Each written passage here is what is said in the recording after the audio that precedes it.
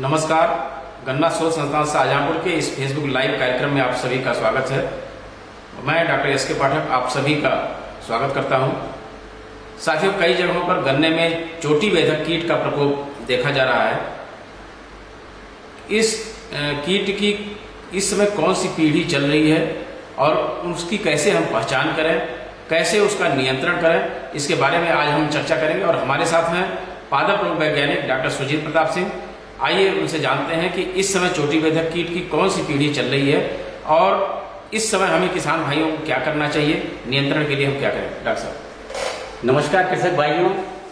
जैसा कि डॉक्टर पाठक जी ने अभी चर्चा किया चोटी बेधक की, गन्ने में लगने वाला सबसे खतरनाक कीट की अगर बात करते हैं, जो कि बेधक कीट है, ये गन्ने में लगने वाला चोटी बेधक है, जिसे अंग्रेजी में टॉप बोरर कहा जाता है। गत वर्ष में अगर किसान भाई अपने खेतों पे अपना थोड़ा सा ध्यान लगाए तो तीसरी चौथी पीढ़ी का अटैक बहुत ज़्यादा दिखाई दिया था, जबकि पांचवी पीढ़ी का भी अटैक ज़्यादा दिखाई दिया था।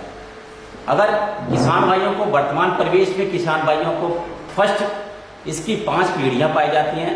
5 पीढ़ियों का अलग अलग समय है जो कि किसान भाइयों के खेत को ये नुकसान पहुंचाने का काम करते हैं। वर्तमान परिवेश में प्रथम पीढ़ी का पीपा और कैटरपिलर जो कि लार्वा कहा जाता है, इसका अवस्था ये चल रहा है।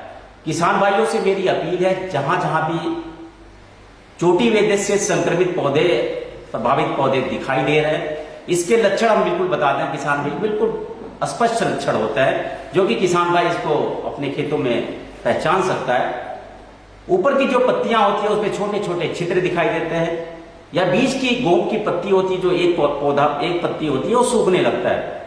और इस तरह से ये मृतसार पौधा यदि सिम्टम चोटी बेधक के दिखाई दे रहा है तो एक पतली खुरपी लेके, ये प्रथम पीढ़ी के पीपा होंगे, प्रथम पीढ़ी के जो कि बीत चुका है, इसके प्रथम पीढ़ी के जो एडल्ट का समय था वो बीत गया।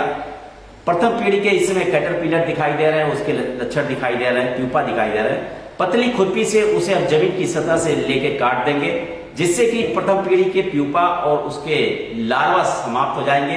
तो आगे आने वाले जो हमारे सेकेंड पीढ़ी है, थर्ड पीढ़ी है चोटी बेधक की, ये समाप्त हो जाती है, कम हो जाती है।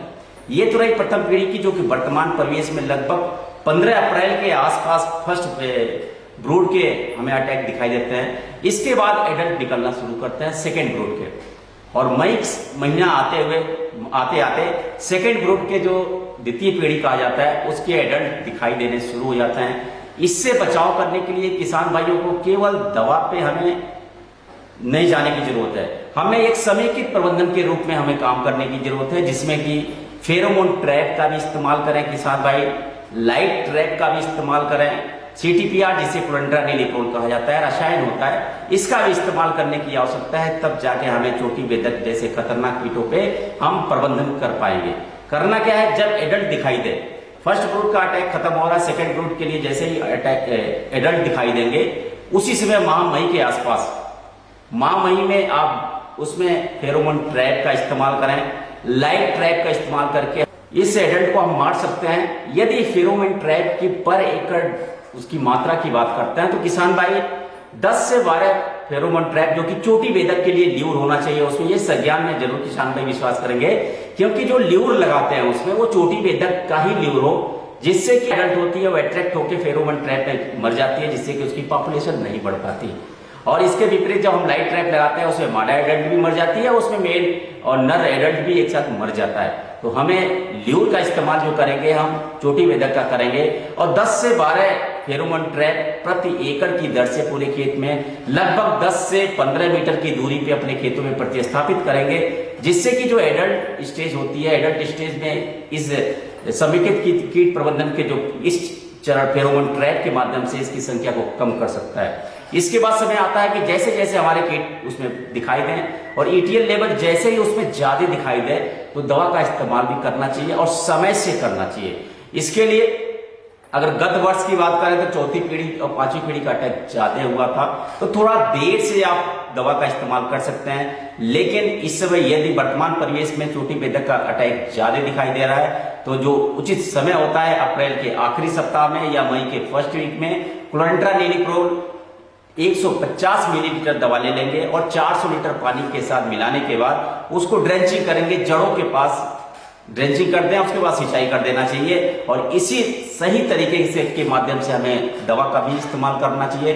यदि दवा इस समय कीट का अटैक थोड़ा कम है तो इसे थोड़ा रुक के जून में भी इस्तेमाल कर सकते हैं, जिससे कि तीसरी पीढ़ी और चौथी पीढ़ी दोनों पीढ़ियों पे हम नियंत्रण पा सकते हैं। मात्रा यही होगी, लेकिन इसका जो इस्तेमाल करने का समय है थोड़ा सा आगे बढ़ जाएगा, और इस समय हम इस्तेमाल करेंगे तो द्वितीय पीढ़ी और तीसरी पीढ़ी के चोटी बेधक को नियंत्रण करने का काम करेंगे।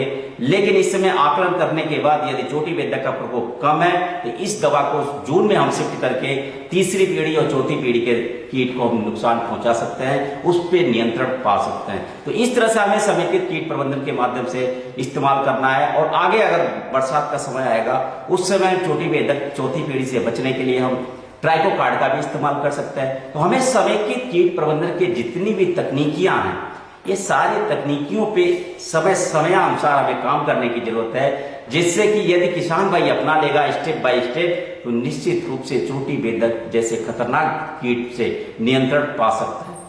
तो देखिए, डॉक्टर साहब ने बताया कि किस तरीके से कौन सी पीढ़ी इस समय चोटी बेधक की चल रही है, किस तरीके से हमारे गन्ने की फसल को नुकसान पहुंचा रही है और कैसे हम नियंत्रण करें। सामान्य तौर पर हमारे किसान भाई सीधे रासायनिक नियंत्रण पर चले जाते हैं, लेकिन हमें इंटीग्रेटेड अप्रोच अपनाना है, एकीकृत कीट प्रबंधन अपनाना है, जिसमें हम कई प्रबंधन को लेकर के अगर साथ चलते हैं तो हम इस कीट को अपनी फसल के नुकसान होने से बचा सकते हैं। इसलिए समय समय पर अपने खेत की निगरानी आप करते रहें। जो लक्षण डॉक्टर साहब ने बताया कि यह कीट किस तरीके से गन्ने के ऊपरी हिस्से पे पहुंच जाता है, गन्ने की पत्तियों के मध्य सिरा के हिसाब से, और गन्ने की पत्तियों में छेद करता है, तो वो लक्षण आप देखते रहें, निगरानी करते रहें, ताकि जब कोई भयावह स्थिति आए उससे पहले ही आप नियंत्रण कर सकें और अपनी फसल को बचा सकें। तो आज के लिए बस इतना ही। बहुत बहुत धन्यवाद।